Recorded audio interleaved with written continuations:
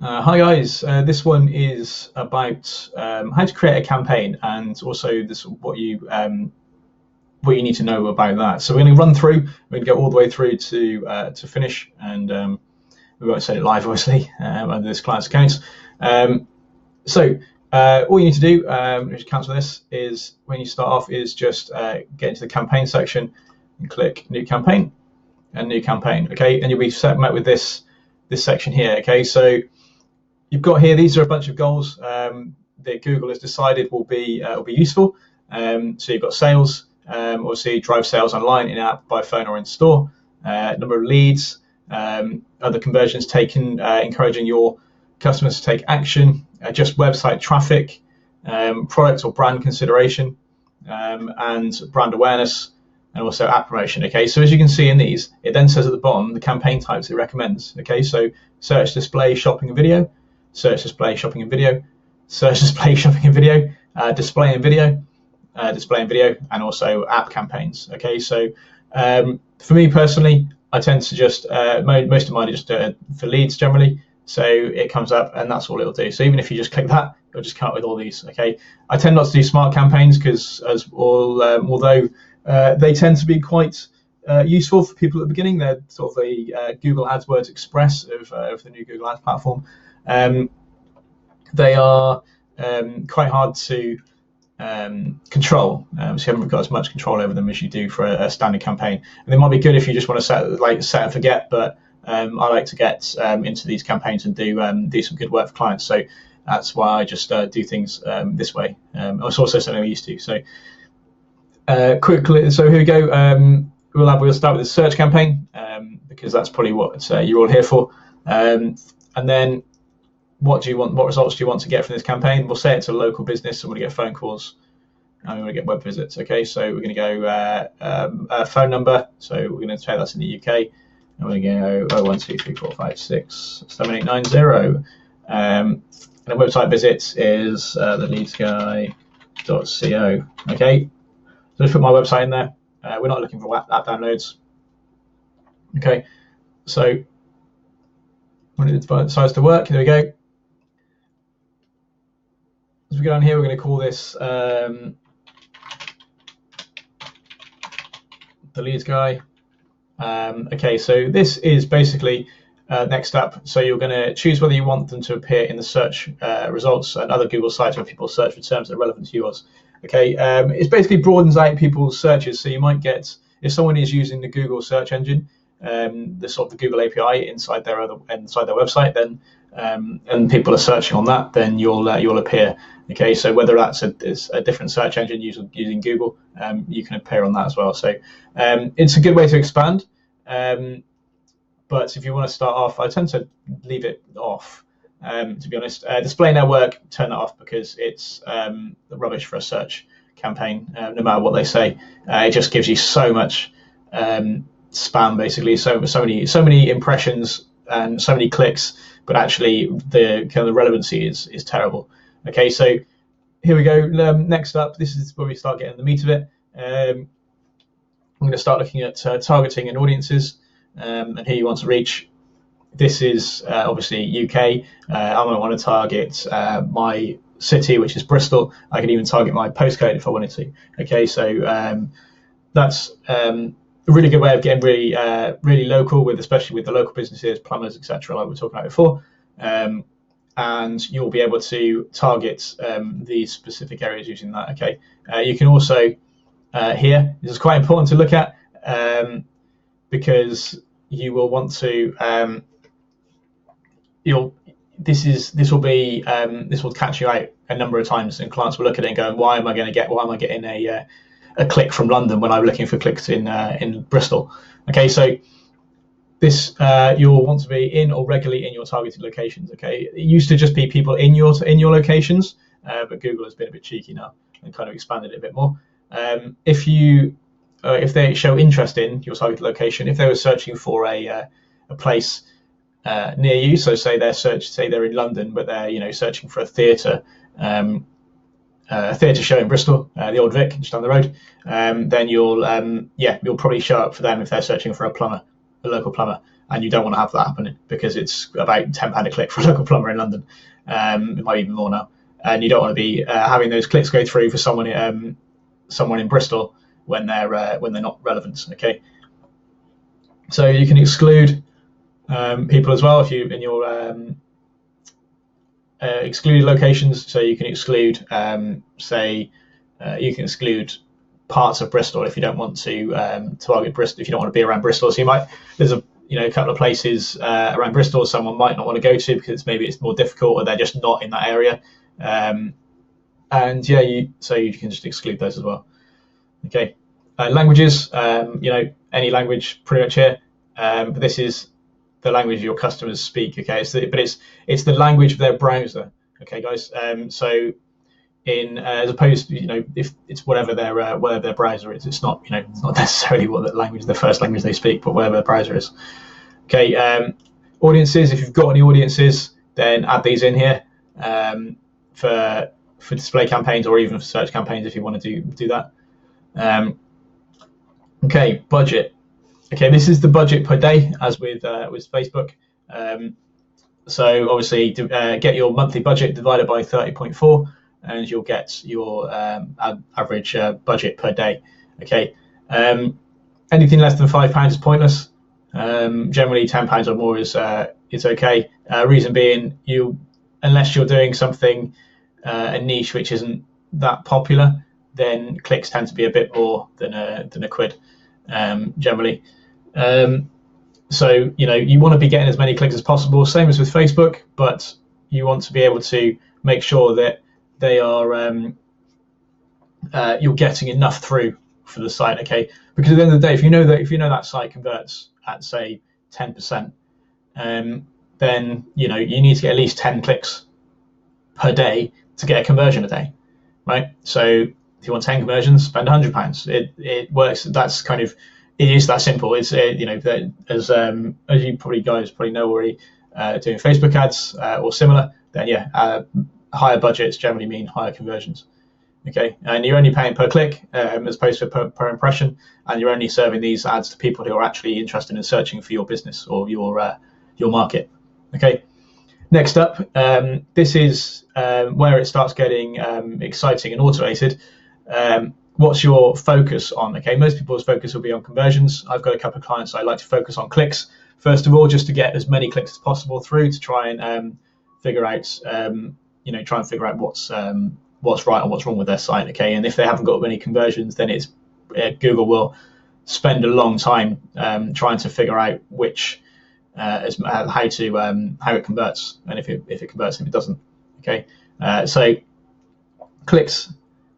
Impression share as well, and conversions. Okay, so generally this is a client especially solely conversions. They want as many conversions as possible, so we're going to optimize for conversions. What Google's going to then do is it's going to bid up and bid down based on what you're actually whether people are likely to convert. Okay, based on history. Okay, so if somebody is in Hereford and they're searching for and they're in that 45 to 64 range that we were looking at in a previous video, then it's likely to bid up. But if they're 18 to 24 and they're in Hereford, then they're probably likely to bid a bit less because those people are less likely to be a converter.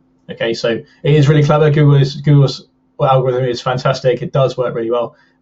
It'll be a bit of time before it gets perfect with a brand new campaign. So they say you need 30 conversions in 30 days, basically, which it should be fairly easy to actually do it. Otherwise it'll take longer to actually optimize properly. Again, that may be just Google trying to add more budget, add more money in there, because obviously you have to keep it going for 30 days. But it may just be the fact that's the way the algorithm works. I've spoken to Google reps and they've said, just do it like that and keep it going as high budget as you can possibly get for the first 30 days, and it will optimize as quick as possible. Okay, you can also optimize for clicks again, it will optimize there.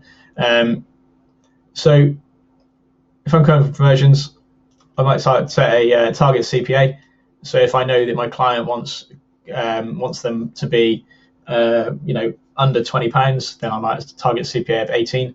Okay, it's likely to go over, but it's more likely it's likely to go under. I've got a campaign which I've got a £12 CPA set, and it's currently running at £8 roughly, something like £8.17 or something. So it does work really well with the target CPA, or you can use maximize conversions, which will maximize which Google will try and get the maximum number of conversions per your budget. Okay, so underneath that, you can also select your own bid strategy. So you've got target CPA there. You've got target ROAS, which is target return on ad spend, which if you've got conversion value, so if you're doing Google Shopping or a conversion value when you set it up, then it will try and get the most conversion value while maintaining your return on ad spend as well. Okay, maximize clicks will get the most amount of clicks within your budget, so it will lower the bids or increase the bids trying to get those clicks through. Maximize conversions we've just gone over. Enhanced CPC, if you want to keep everything manual, which you can do. It's especially if it's a brand new account, it's quite good to. And if you're brand new to this as well, like if you want to just test things and get used to it, if you've got a client who's kind of fairly flexible, then do it yourself. It's definitely recommended to get started. And you can use enhanced CPC or manual CPC, where you just choose a bid, and it will bid up to then. Okay, so once enhanced CPC will allow it to double if they think the conversion is likely to happen. Okay, and also target impression share. Okay, so impression share is basically whether your ad will pop up. How often your ad will pop up throughout the month. Okay, and how much how many impressions you'll get, basically, which we'll go over in another video. But basically, it's based on budget and it's based on rank. Okay, so you might target impression share, in which case it will increase or decrease to try and get the maximum impression share throughout the month. Okay, and obviously manual CPC as we went over a second ago. So that's bidding. I will go over in some proper detail about these, which is recommended for what, but that's kind of an overview. Ad extensions are basically the things that go under a ad. If you probably see them underneath, like when you're searching for a plumber, you see these site links which say, call us now, boiler repair, or that kind of thing. We'll do a quick demonstration. Let's see.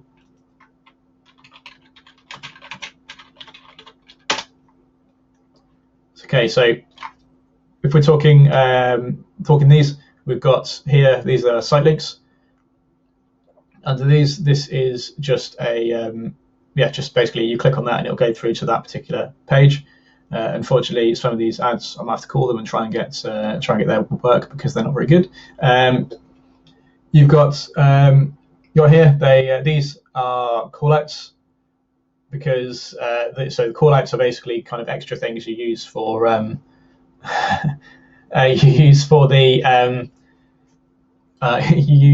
to show a unique selling point of your business. Okay, so you might have 12-month guarantee, you might have free callouts, you might have all that kind of thing.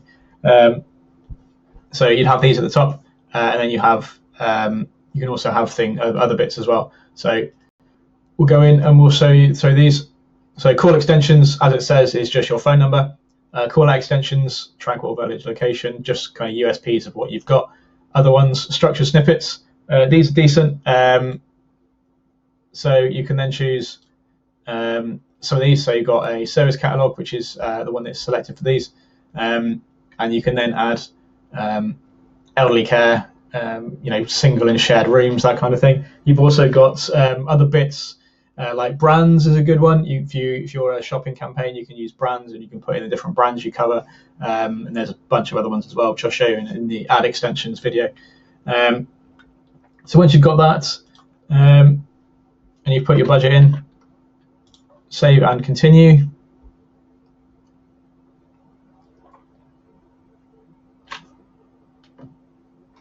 It says save and continue. And then we're into ad groups. Okay. So you build your ad group around, like I said before, keywords which are relevant. So if we're going to have lead generation, which is my lead generation. So you go, like, we're going to have lead generation. We're going to have lead generation companies. Have lead generation company Bristol. sales leads Bristol, B2B lead generation, all this stuff that's on my website, on my landing page. Then I might do another ad group. Let's just put this one in here. I might do another ad group, which will target digital marketing agencies. Sorry, this is a lead generation one, isn't it? So lead generation Bristol. So I might have a local one. I have lead generation Bristol. I might have B2B lead generation for one of my ad groups. I might have B2C lead generation in another ad group, that kind of thing. And then another campaign might be digital marketing or maybe PPC agencies. Okay, so all of those things go in there. And then finally, we're on to the ads. Okay, so ads, you add in a headline 1, headline 2, headline 3. Then you add a display path. This is just the bit that goes on the end of an ad, which I'll show you up here again. You've got local heroes /plumber. Then under here, description 1, description 2. So there's a lot of screen real estate here that you can use for a Google ad. And you can pretty much kick most people off the page, especially on mobile. If you are specifically targeting mobile, then it's great because you can put if you have like a plumber in Bristol, you can pretty much kick every other plumber down the page. And that's a really good way of running your if you're running ads. I think I can do this. I can. So there we go. So confirmation, test. Let's put some test in here.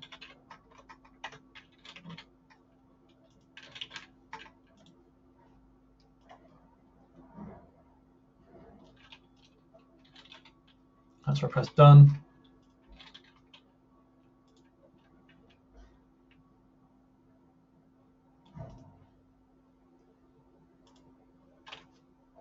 There we go. Okay, there we go. Campaign's all ready. Continue that campaign, and then I can just pause it. And I'll delete this one because it's obviously not relevant. But yeah, that's the basics of how to build a Google ad campaign. Okay, thanks guys.